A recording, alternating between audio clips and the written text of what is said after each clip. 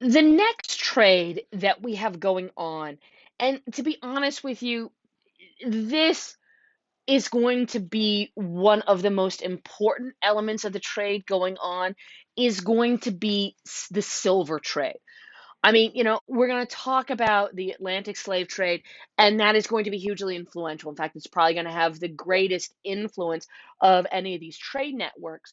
But in creating this truly global concept of trade, it's going to be all about the silver trade.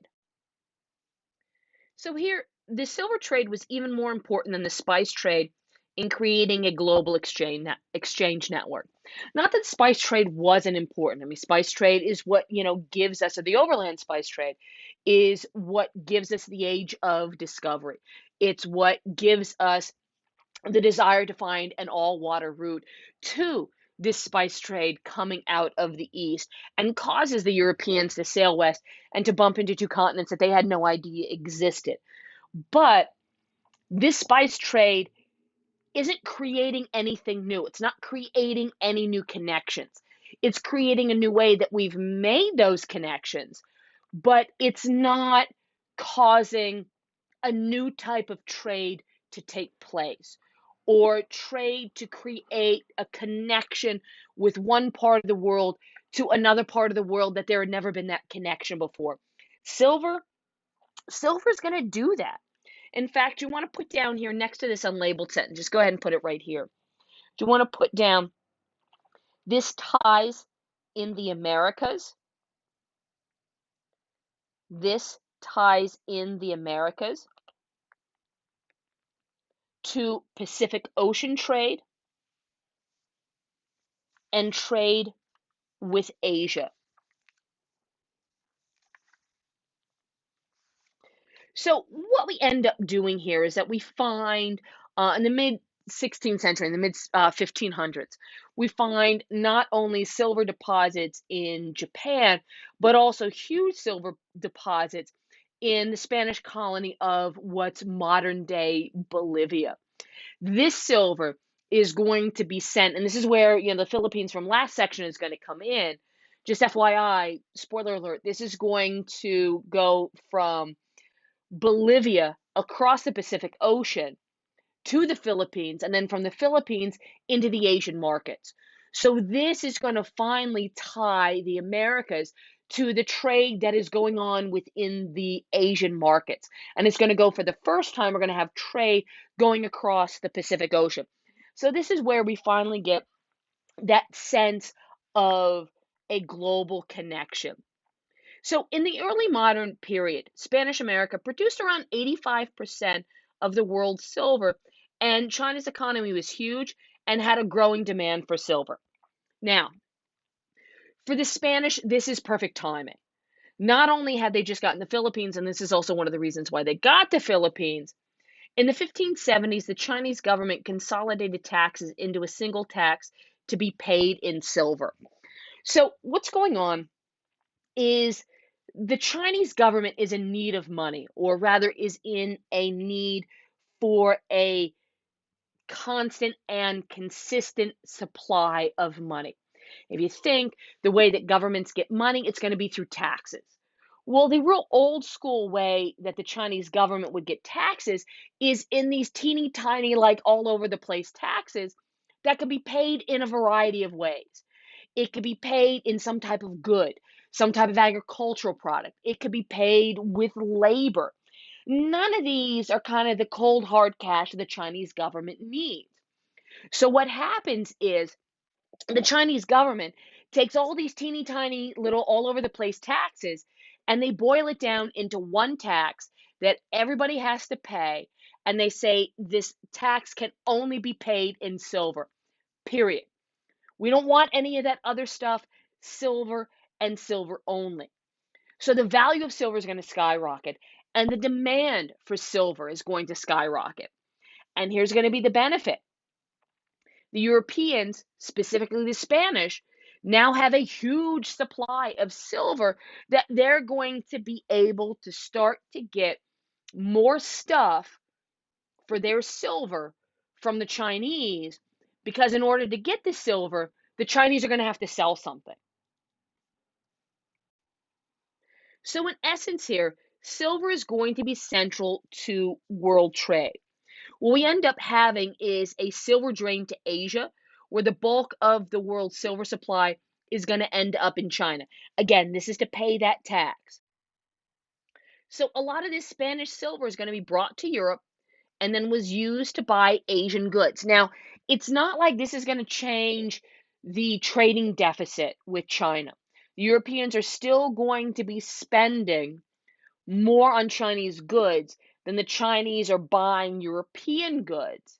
However, because there's such a demand for the silver, the Europeans are going to be able to get more for that silver. The exchange rate for them is going to be a little bit better. Also, this silver is going to truly be global because not only is it going across the Pacific into the Asian markets and also into Europe to buy Asian goods in the Asian markets, but the silver is also going to be used to buy African slaves as well as Asian spices. And we'll get into the African slave trade here a little bit better. Eventually, here, Potosi in Bolivia is going to become the largest city in the Americas with a population of well over 160,000 because it has the world's largest silver mine. I mean, this city is going to be a hub of economic opportunity. Now, with the silver trade for Spain, we got some good news and we got some bad news. The good news is that it's going to vastly enrich the Spanish monarchy. In fact, you want to put down here next to capital B, you want to put down that Spain was able to act like a bigger country. Spain was able to act like a bigger country. Now, bad news is that it causes inflation because this is not real economic growth in Spain. In fact, you want to go ahead and put a star there by number one. I mean, the Spanish aren't really doing anything. All they're doing is raping and pillaging the Americas and taking those proceeds and pretending as though they're 10 feet tall and bulletproof. There's nothing there's nothing economic coming out of Spain that is causing their economy to grow. In fact, the Spanish economy is really, really rigid. You have Spanish aristocrats who they make a lot of money off of these colonial enterprises, but then they don't really do anything with that money. They just simply go and they put it in their back pocket. Because in a lot of cases, the Spanish aristocrats are sort of kind of stuck in this old school mindset that the way they make their wealth or the way they should make their wealth is off of their land and off of these old school feudal dues that are owed to them because of their land. So they're not real interested in taking their wealth and creating other economic opportunity with it. You'll see that this is going to be hugely different with England. It's going to be one of the reasons why they're going to come to become so dominant here as well. Because of this, because Spain is going to be so dependent on this silver coming from the New World, once the value of silver falls, Spain's going to lose its dominance. Once the value of silver fell around about 1600. Because let's face it, one of the things that makes gold and silver valuable is going to be its scarcity, its rarity. And when it's no longer scarce or no longer rare because we're importing just butt tons of it from the New World, the value and the rarity and the scarcity is going to end up falling. And if your entire economy is tied into that value, it's going to be one of the major causes for your economy to tank. Now, here's the thing. We will have silver being discovered in Japan. And the Japanese are going to do a lot better and profit more from the silver production than Spain did. What happens is the Tokugawa shoguns are going to use the silver revenue in order to defeat rivals, and unify their country. You want to go ahead and put a star by number one. So, in other words, they're actually doing something with their money. And ultimately, they're also going to work with the merchant class to develop a market based economy. So even though these guys are sealing themselves off from the rest of the world because they want to maintain this newly created fragile unity, They're actually going to be doing something with their wealth. They're going to start to recirculate that wealth and use it to build other wealth on top of it. In China, silver is going to further commercialize the country's economy because let's face it, people need to sell something in order to obtain silver in order to in order to pay their taxes. You want to go ahead and put a little star by this. The Chinese economy is going to modernize a little bit. It's going to become a little bit more commercialized because let's face it, and it's also going to become more regionally specialized. That parts of China are going to be known for their jade production, for their porcelain production, for their silk, for their tea, and they're going to concentrate on it and make it the best they can so then they can be sure that they are going to get the greatest amount of silver for their product so then they can go forth and pay their taxes. The Europeans here are essentially middlemen in world trade. They're going to funnel American silver to Asia, again, creating this global network. And Asian commodities are going to take their market share from European products.